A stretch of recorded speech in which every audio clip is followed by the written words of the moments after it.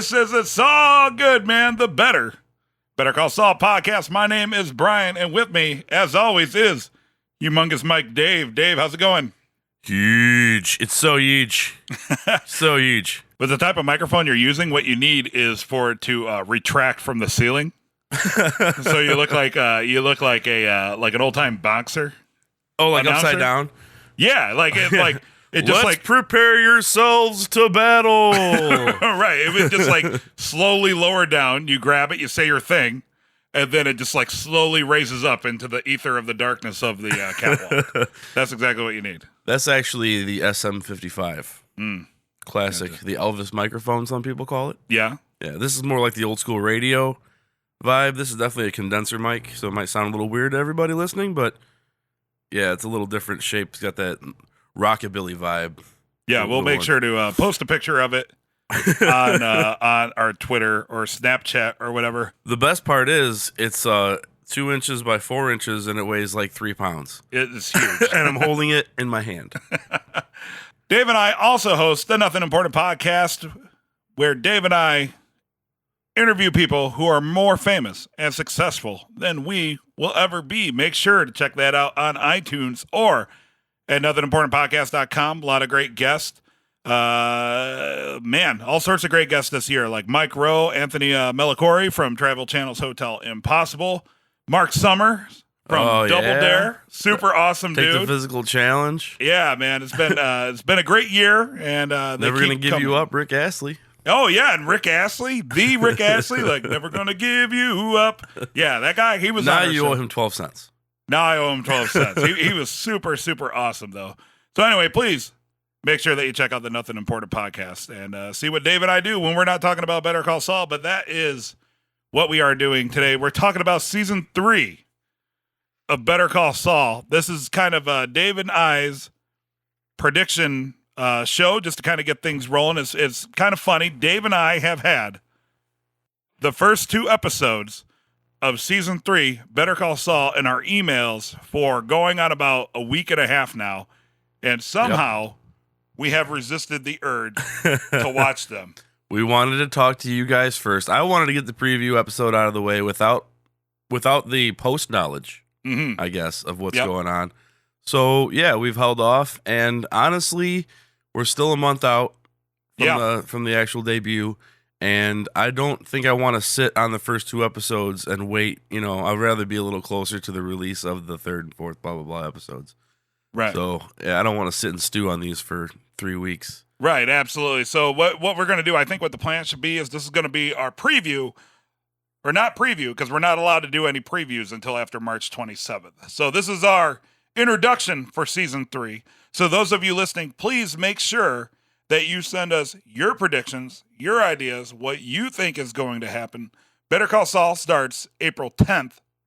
So make sure to get them in. Dave and I are going to do another episode where we'll have your predictions and your ideas and talk about them. Mm-hmm. And, of course, we'll have to hold back what we know a little bit, just because I plan on watching the episodes tonight. Yeah, we will have to address your predictions without confirming or denying. Mm-hmm. So please make sure that you send those, just like last year. Send them on Facebook.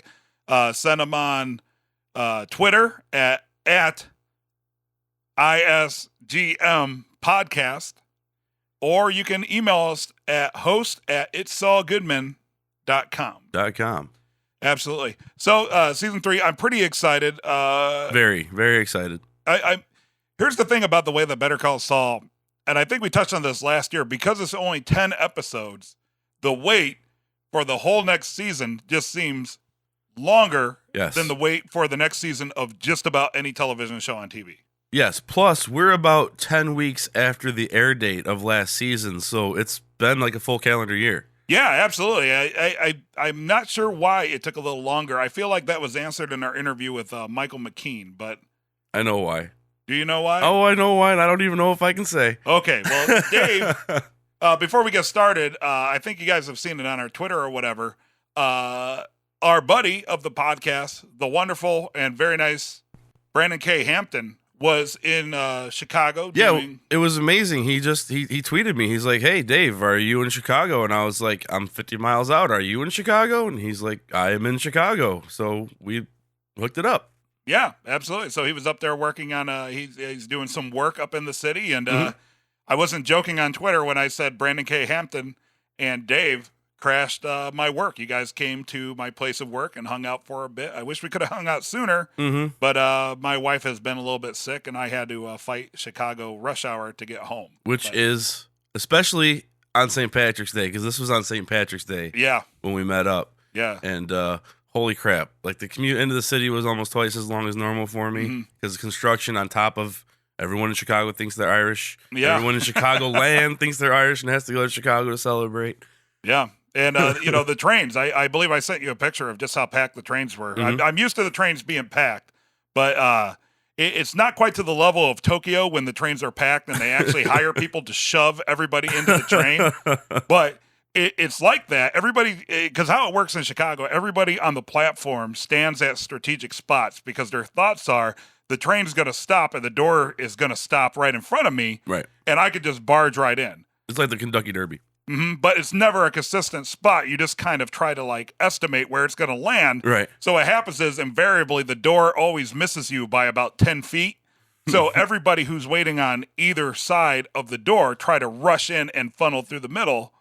But I take a different approach.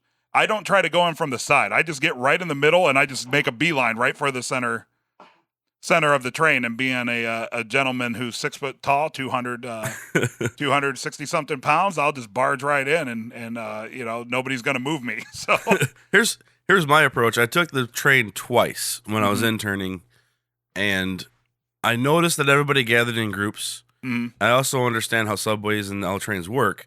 So I would just pick a spot that was kind of by myself. Yeah. And usually I was the closest. One time I stopped right in front of me, and everybody just kind of looked at me, and I was like, not a sheep, dude. Like,